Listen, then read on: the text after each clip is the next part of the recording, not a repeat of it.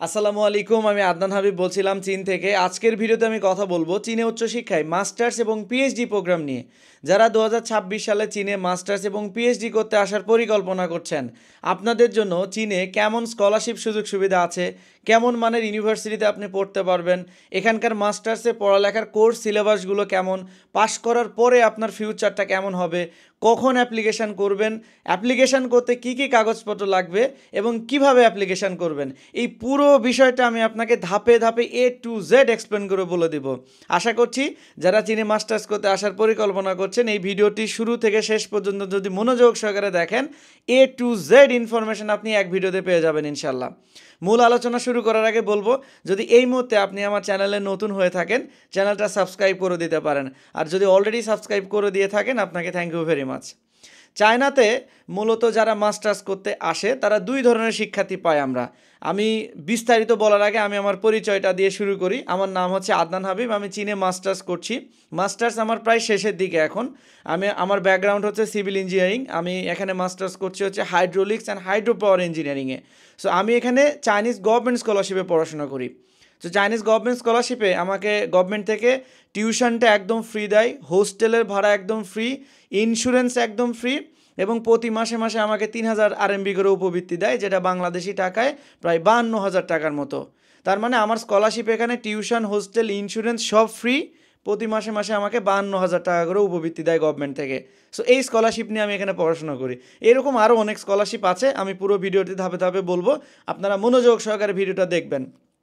প্রথমে আলোচনায় আসবো কারা মূলত চায়নাতে মাস্টার্স করতে আসে। আপনারা খেয়াল করছেন কিন্তু মাস্টার্স করার জন্য পৃথিবীতে অনেক দেশ আছে, অনেক দেশে শিক্ষার্থীরা যাচ্ছেও। এত এত দেশের ভিতরে মূলত কারা চীনে মাস্টার্স করতে আসে? মাস্টার্স যারা করতে আসছে বিগত বছরগুলোতে, আমরা সেটা অ্যানালাইসিস করে দেখলাম যে দুই ক্যাটাগরির শিক্ষার্থীরা চীনে মাস্টার্স করতে আসে। প্রথম ক্যাটাগরি হচ্ছে যারা চীনে পড়ালেখার পাশাপাশি বিজনেস করতে চায়, তারা মূলত মাস্টার্স করার জন্য চীনে আসে। দেশে হয়তো তার একটা স্ট্যাবল বিজনেস আছে, সেটা কমার্স হতে পারে, প্রোডাক্ট নিয়ে বিজনেস হইতে পারে, বা আদার্স কোনো সেক্টরের বিজনেস হইতে পারে। বাংলাদেশে হয়তো তার একটা রানিং বিজনেস আছে, চীনে আসছে, একটা মাস্টার ডিগ্রিও হচ্ছে, পাশাপাশি সে এখানে কিন্তু প্রোডাক্ট সোর্সিং, প্রোডাক্ট শিপমেন্ট করা, বিভিন্ন ফ্যাক্টরির সাথে কোলাবোরেশন করা, এগুলো নিয়ে কিন্তু কাজ করে অনেকে। তো এই টাইপের শিক্ষার্থী কিন্তু চীনে পড়াশোনা করতে আসে, যেখানে পড়াশোনা করে পাশাপাশি তারা বিজনেসটাও করতেছে। এই টাইপের এক ধরনের শিক্ষার্থী আমরা পাই। আর দ্বিতীয় ক্যাটাগরির এক ধরনের শিক্ষার্থী পাই আমরা, যাদের বিদেশে পড়ালেখা করার জন্য কোনো বাজেট নাই, হয়তো একটা খরচ করে বিদেশে যেতে পারবে, তারপর আর বাড়ি থেকে টাকা পয়সা নিতে পারবে না, এরকম আর কি। ব্যাংক স্টেটমেন্ট দেখানোর মতো পর্যাপ্ত টাকা পয়সা নাই, তারা মূলত চীনে আসে।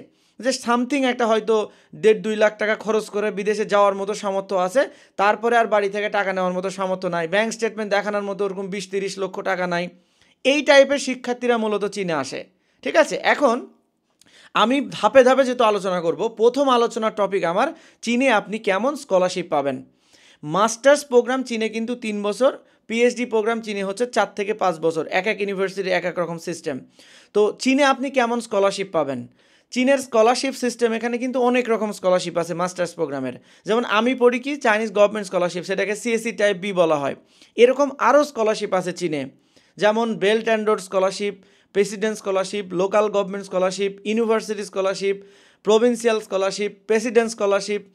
এই রকম কিন্তু অনেক রকম স্কলারশিপ আছে কিন্তু মাস্টার্সে পড়ার জন্য, যেটা এক এক বিশ্ববিদ্যালয় এক এক রকম স্কলারশিপ ফ্যাসিলিটিস দিয়ে থাকে।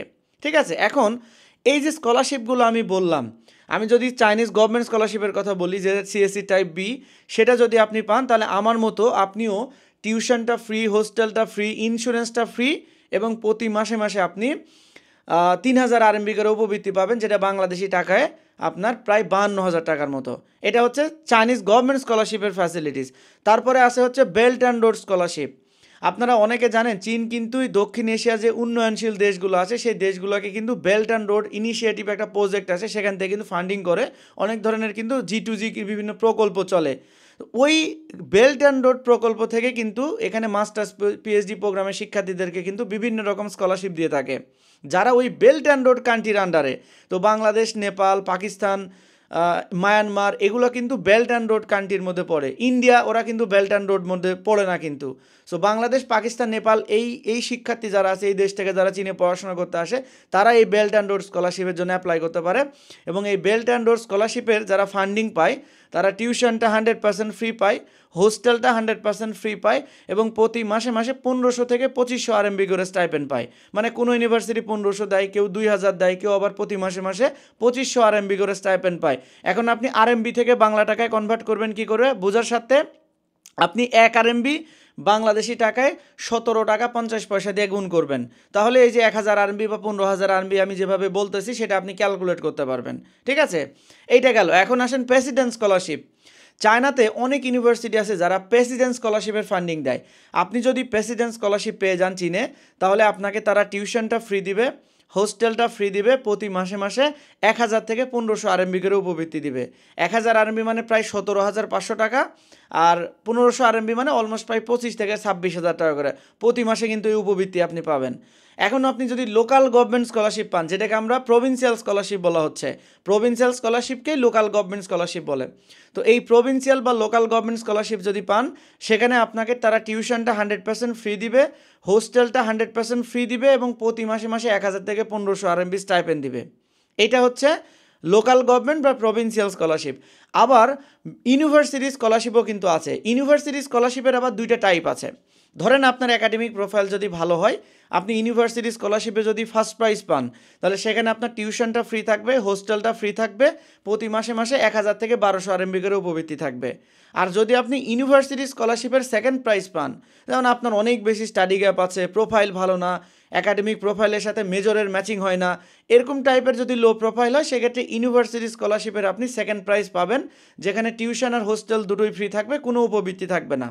ঠিক আছে, এখন অনেকের প্রশ্ন থাকে যে ভাই চায়নাতে তো ধরেন আমি একটা স্কলারশিপ পেলাম যেখানে টিউশন হোস্টেল ফ্রি থাকলো, প্রতি মাসে মাসে 1500 আরএমবি করে বা 1000 আরএমবি করে উপবৃত্তি পাইলাম, এইটা দেখে আমি চলতে পারবো কিনা চায়নাতে, বাসা থেকে টাকা নিতে হবে কিনা? আমি তাদের জন্য বলবো, দেখেন চায়নাতে আপনি টিউশন হোস্টেল ফ্রি পেলেন, প্রতি মাসে মাসে ধরেন 1000 আরএমবি বা 1500 আরএমবি করে উপবৃত্তি পাইলেন, এইটা যদি আপনি পেয়ে যান, আপনি চায়নাতে অনায়াসে চলতে পারবেন, কোনো সমস্যা নাই। কেন প্রবলেম নাই? কারণ চায়নাতে একজন শিক্ষার্থীর প্রতি মাসে খাওয়া খরচ, পকেট খরচ মিলে মোটামুটি 500 থেকে 800 আরএমবি হইলে এনাফ। একটা মাস্টার্স পিএইচডি প্রোগ্রামের শিক্ষার্থীর 500 থেকে 800 আরএমবি এনাফ। 500 থেকে 800 আরএমবি খরচ করলে একজন শিক্ষার্থীর A to Z প্রসেস হয়ে যায়। তাহলে আপনি 500 থেকে 800 আরএমবি খরচ করলে আপনি যে স্টাইপেন্ডটা পাবেন, সেটা দিয়ে আপনার খাওয়া খরচ, পকেট খরচ A to Z আপনি কভার করে ফেলতে পারবেন। আপনাকে বাসা থেকে কোনো রূপ টাকা পয়সা সাপোর্ট নিতে হবে না। ক্লিয়ার? আশা করি বুঝতে পারছেন। এখন 2 নম্বর আমার আলোচনার টপিক, সেটা হচ্ছে যে মাস্টার্স এবং পিএইচডি প্রোগ্রামের কোর্স কারিকুলামগুলো এখানে কেমন। চায়নাতে মাস্টার্স এবং পিএইচডি প্রোগ্রামের কোর্স কারিকুলামগুলো এখানে, যেমন আমি মাস্টার্সে পড়াশোনা করছি, আমার কারিকুলামটা যদি আপনাকে বলি, মাস্টার্সের কোর্স চায়নাতে হচ্ছে 3 বছরের। 3 বছরের কোর্সের ভিতরে প্রথম বছর মূলত থিসিস পড়ায়, মানে ক্লাস থাকে অনেক, প্রতি সেমিস্টারে 5টা-6টা করে ক্লাস থাকে। তো ফার্স্ট সেমিস্টারে হয়তো 5টা-6টা সাবজেক্ট থাকবে, সেকেন্ড সেমিস্টারে এরকম 5টা-6টা সাবজেক্ট থাকবে।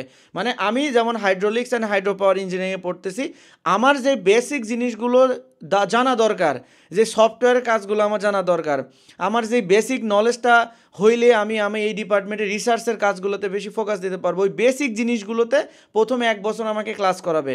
আর সেকেন্ড ইয়ার এবং থার্ড ইয়ারে কোনো ক্লাস নাই। সেকেন্ড ইয়ার আর থার্ড ইয়ারে গিয়ে পুরোপুরি রিসার্চ। আপনার প্রফেসর আপনাকে বিভিন্ন রিসার্চ টপিক, বিভিন্ন আর্টিকেল দিয়ে দিবে, আপনি সেটার উপরে আপনাকে টিম করে দিবে, টিম ওয়াইজ আপনি আপনার মতো করে রিসার্চ করবেন। আপনাকে হয়তো প্রফেসর বলবে যে তোমার এক সেমিস্টার অ্যাটলিস্ট একটা রিসার্চ পেপার পাবলিশ করতে হবে, সেটা ভালো জার্নালে। যেমন আমার অলরেডি 2টা রিসার্চ পেপার আলহামদুলিল্লাহ কিউএনএ জার্নালে পাবলিশড হয়ে গেছে, আরও 2টা রিসার্চ পেপার নিয়ে আমি কাজ করতেছি। সো এইরকম আপনার এখানে কোর্স কারিকুলামটা মাস্টার্স প্রোগ্রামের হচ্ছে 3 বছর, পিএইচডি প্রোগ্রামের হচ্ছে 4 বছর। তো পিএইচডি যখন আপনি 4 বছর করবেন, ওখানেও সেম 1 বছর আপনাকে বেসিক নলেজের জন্য ক্লাস করতে হবে, বাকি বছরগুলো পুরোপুরি রিসার্চ, আপনাকে ল্যাবে সময় দিতে হবে। সো এখন চায়নাতে স্কলারশিপ যেটা দেয়, এই যে স্কলারশিপগুলোর কথা বললাম, এই স্কলারশিপগুলো অনেকে ভয় করে, ভাই স্কলারশিপ যাওয়ার পরে আবার চলে যাবে কিনা, স্কলারশিপ ছুটে যাবে কিনা। দেখেন চায়নাতে কিন্তু মাস্টার্স পিএইচডি প্রোগ্রামের স্কলারশিপগুলো ছুটে যাওয়ার সম্ভাবনা খুবই কম। যেমন আমি গভর্নমেন্ট স্কলারশিপে পড়াশোনা করি, আমার স্কলারশিপ ছুটে যাওয়ার সত্য হলো আমাকে রেগুলার ল্যাবে যাইতে হবে, আমাকে বছরে একটা করে রিসার্চ পেপার পাবলিশ করতে হবে। ঠিক আছে, এরকম মানে খুবই সহজ কিছু শর্ত দেওয়া থাকে, যেটা আমাকে ফুলফিল করলে আমার স্কলারশিপ একবারে 3 বছর পর্যন্তই থাকে। তেমন কোনো ভেজাল নাই মাস্টার্স পিএইচডি প্রোগ্রামের। তবে স্পেসিফিক 2-একটা ইউনিভার্সিটি আছে যাদের স্কলারশিপের শর্তগুলো একটু কঠিন থাকে সেক্ষেত্রে আপনি যেই বিশ্ববিদ্যালয়ের স্কলারশিপের কন্ডিশন ইজি আপনি সেই বিশ্ববিদ্যালয়গুলোকে চুজ করবেন, তাহলে আপনারা সেইটার কোনো রিস্ক থাকলো না। ঠিক আছে, এইটা গেল। তো এখানকার কোর্স কারিকুলামটা এরকমই, মাস্টার্স হলো 3 বছরের কোর্স, পিএইচডি হলো 4 বছরের কোর্স। প্রথম বছর ক্লাস করবেন, পরের বছরগুলোতে আপনি রিসার্চ করবেন, ব্যাপারটা হচ্ছে এরকম। আর আপনি যদি মনে করেন অনেকে ফ্যামিলি থাকে যে ফ্যামিলি নিয়ে চায়নাতে আসতে পারবেন কি না, মাস্টার্স এবং পিএইচডি প্রোগ্রামে আপনি চাইলে কিন্তু ফ্যামিলি বা স্পাউস নিয়েও কিন্তু চায়না আসতে পারবেন। চায়নার অধিকাংশ ইউনিভার্সিটি কিন্তু স্পাউস সহকারে চীনে আসার জন্য মোটামুটি অ্যাপ্রুভাল দেয়, ইউনিভার্সিটি তেমন কোনো ঝামেলা করে না। ঠিক আছে, এখন আসেন কখন অ্যাপ্লিকেশান করবেন, এটা একটা গুরুত্বপূর্ণ পার্ট। 2026 সেপ্টেম্বর ইনটেকে কিন্তু অনলি মাস্টার্স প্রোগ্রামে আপনি চায়না আসতে পারবেন। চায়নাতে কিন্তু মাস্টার্স এবং পিএইচডি প্রোগ্রামের ইনটেক একটাই, সেটা হচ্ছে সেপ্টেম্বর ইনটেক। মার্চ ইনটেকে তেমন কোনো ইউনিভার্সিটি থাকে না যারা ডিরেক্ট মেজরে মাস্টার্স বা পিএইচডি প্রোগ্রামে কোর্স অফার করে। ইনটেক একটাই, সেটা হচ্ছে 2026-এর সেপ্টেম্বর ইনটেক। এখন 2026 সেপ্টেম্বর ইনটেকের জন্য আপনার অ্যাপ্লিকেশান হচ্ছে নভেম্বর মাসের 1 তারিখ থেকে শুরু হবে, মার্চ মাসের 30 তারিখের মধ্যে মোটামুটি ভালো ভালো স্কলারশিপ সব শেষ হয়ে যায়। মার্চে মানে নভেম্বরের 1 তারিখে অ্যাপ্লিকেশান শুরু হবে, শেষ হয়ে যাবে মার্চের 30 তারিখ। এটা হচ্ছে ভালো ভালো স্কলারশিপ, ভালো ভালো বিশ্ববিদ্যালয়গুলোর অ্যাপ্লিকেশানের টাইম। এখন এই টাইমের ভিতরে যদি আপনি অ্যাপ্লিকেশান করতে পারেন তাহলে ধরতে পারেন যে আপনি একটা ভালো বিশ্ববিদ্যালয়, ভালো একটা স্কলারশিপে অ্যাডমিশন নিয়ে চীনে চলে আসতে পারবেন। এখন অনেকে মনে করে ভাই আমি চীনে তো যাব, তো কেমন মানের বিশ্ববিদ্যালয় পাবো? চায়নাতে আপনারা মোটামুটি 100 ওয়ার্ল্ড র্যাঙ্কিং থেকে 1500 ওয়ার্ল্ড র্যাঙ্কিংয়ের ভিতরে প্রায় 150+ ইউনিভার্সিটি আছে যারা ইংলিশ মিডিয়ামে কোর্স অফার করে, ফুললি ইংলিশ মিডিয়ামে কোর্স অফার করে, যেগুলোতে কিন্তু আপনি অ্যাডমিশন নিয়ে চীনে চলে আসতে পারবেন। এখন আমি যদি বলি যে 100 ওয়ার্ল্ড র্যাঙ্কিং থেকে 1500 র্যাঙ্কিং, আপনি কোনটা পাবেন? আপনি কোনটা পাবেন সেটা ডিসাইড হবে আপনার একাডেমিক প্রোফাইল দিয়ে। আপনার প্রোফাইল যত ভালো, আপনি তত ভালো মানের ইউনিভার্সিটি পাবেন, তত ভালো স্কলারশিপ পাবেন। মাস্টার্স প্রোগ্রামের অ্যাপ্লিকেশন প্রসিডিউরে কিন্তু অনেকগুলো ধাপ আছে, যেটা আমি একটু পরে আলোচনা করব। কিন্তু এখানে বিশ্ববিদ্যালয় সিলেকশন করার ক্ষেত্রে আপনি যেমন আপনার প্রোফাইল যেমন আপনি তেমন স্কলারশিপ পাবেন। ঠিক আছে, তো এইটা আপনি যদি এক্সপেকটেশন থাকে যে আমি একটা ভালো র্যাঙ্কিংয়ের ইউনিভার্সিটিতে পড়বো, ভালো একটা স্কলারশিপ নিয়ে পড়বো, তাহলে ডেফিনেটলি আপনাকে কিন্তু ভালো একটা প্রোফাইল তৈরি করতে হবে। ঠিক আছে, সেভাবে আপনি আপনার প্রোফাইলটাকে তৈরি করেন। এখন আসেন কি কি কাগজপত্র লাগবে অ্যাপ্লিকেশন করার ক্ষেত্রে। চায়নাতে যারা অ্যাপ্লিকেশন করতে যাচ্ছেন তাদের কাগজপত্রের তালিকা কিন্তু খুবই সিম্পল। আপনার একটা পাসপোর্ট লাগবে, অল একাডেমিক সার্টিফিকেট আর মার্কশিট লাগবে, আপনার পুলিশ ক্লিয়ারেন্স লাগবে, ব্যাঙ্ক স্টেটমেন্ট লাগবে। যারা গভর্নমেন্ট স্কলারশিপে অ্যাপ্লাই করবে তাদের কোনো ব্যাঙ্ক স্টেটমেন্ট লাগবে না, মানে সিএসসি টাইপ বি, যেমন আমি যে স্কলারশিপে পড়ি সিএসসি টাইপ বি, এই ধরনের গভর্নমেন্ট স্কলারশিপে কোনো ব্যাঙ্ক স্টেটমেন্ট শো করতে হয় না। কিন্তু গভর্নমেন্ট স্কলারশিপ ব্যতীত আপনি যত স্কলারশিপে অ্যাপ্লিকেশন করেন না কেন আপনাকে ব্যাঙ্ক স্টেটমেন্ট কিন্তু দেখাতে হবে। ঠিক আছে, সো ব্যাঙ্ক স্টেটমেন্ট দেখাইতে হয় 3 লক্ষ টাকা থেকে 6 লাখ টাকা পর্যন্ত। কোন ইউনিভার্সিটি 3 লাখ টাকা দেখালে হয়ে যায়, কোনোটা আবার 6 লাখ টাকা দেখালে হয়ে যায়। এখন এই যে ব্যাঙ্ক স্টেটমেন্টের টাকাটা, এটা আপনাকে দীর্ঘদিন অ্যাকাউন্টে ফেলে রাখতে হবে না। আপনি জাস্ট টাকাটা ম্যানেজ করলেন, অ্যাকাউন্টে রাখলেন, ব্যাঙ্ক থেকে স্টেটমেন্ট প্রিন্ট আউট করলেন, পরের দিনে অ্যাকাউন্ট থেকে টাকা তুলে নেবেন, কোনো সমস্যা নাই। ওকে, এভাবে সিম্পল একটা ওয়েতে আপনি কিন্তু ব্যাঙ্ক স্টেটমেন্ট শো করতে পারবেন, কোনো প্রবলেম নাই।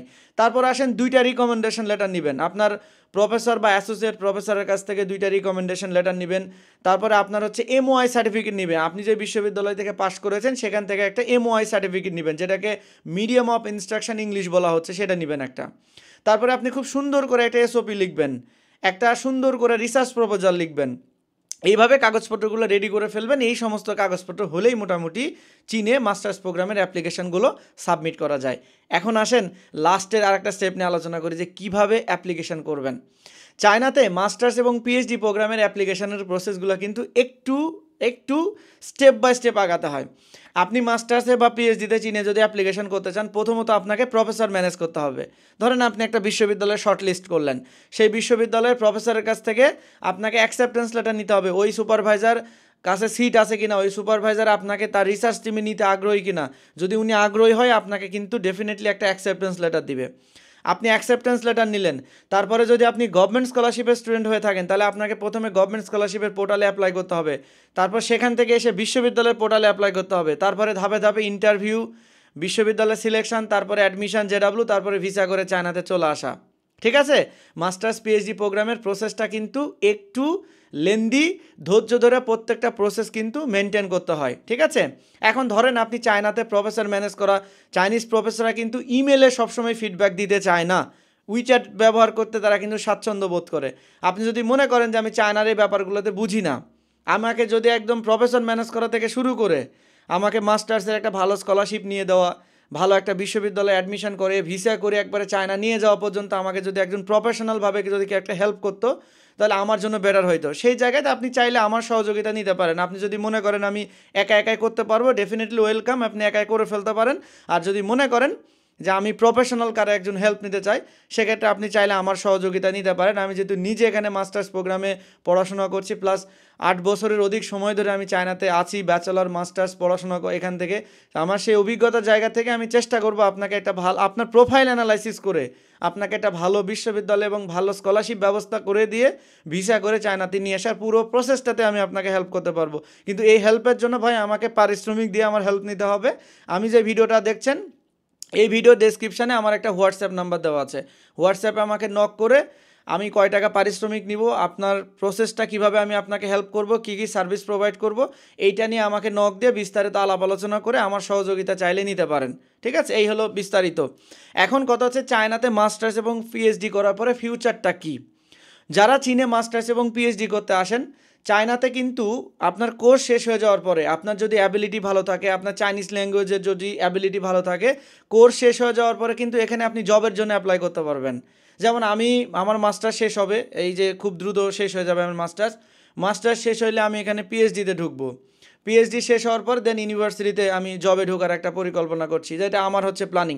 এরকম কারো হয়তো পরিকল্পনা এরকম যে মাস্টার্স বা পিএইচডি শেষ হওয়ার পরে হয়তো কোনো একটা কোম্পানিতে জবের জন্য ঢুকবে। এক একজনের এক এক পরিকল্পনা। এখন আপনার অ্যাবিলিটি যেমন, আপনি তেমন অ্যাবিলিটি নিয়ে কিন্তু এখানে মুভ করতে পারবেন।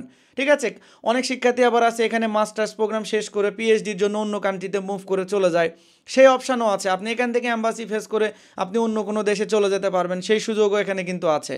আবার চাইলে এখানে জব করতে পারবেন। তো এখানে অনেক ধরনের ক্যারিয়ারের শিফটিংয়ের অনেক অপরচুনিটি আছে। অনেকে দেখছি এখানে চায়নাতে মাস্টার শেষ করার পরে পার্মানেন্টলি থেকে গিয়ে ব্যবসা বাণিজ্যও করতেছে অনেকে। ঠিক আছে, সো আপনার পরিকল্পনা যেমন সে অনুযায়ী কিন্তু চীন থেকে আপনি অন্য দেশে মুভ করতে পারবেন, এখানে চাকরির জন্য অ্যাপ্লাই করতে পারবেন, ব্যবসা বাণিজ্য করতে পারবেন, সব ধরনের সুযোগ সুবিধাও আছে। ঠিক আছে, এই ছিল আজকের ভিডিওটি।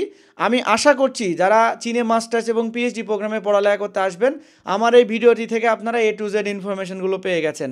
এখন তারপরেও যদি কারো কোনো প্রশ্ন কনফিউশন থাকে, কোনো ব্যাপারে তথ্য পরামর্শ প্রয়োজন হয়, এই ভিডিও ডেসক্রিপশানে একটা হোয়াটসঅ্যাপ নাম্বার আছে, সেখানে নক করে আমাদের টিমের কাছ থেকে তথ্য নিতে পারবেন। সবাই ভালো থাকবেন, সুস্থ থাকবেন। আল্লাহ হাফেজ।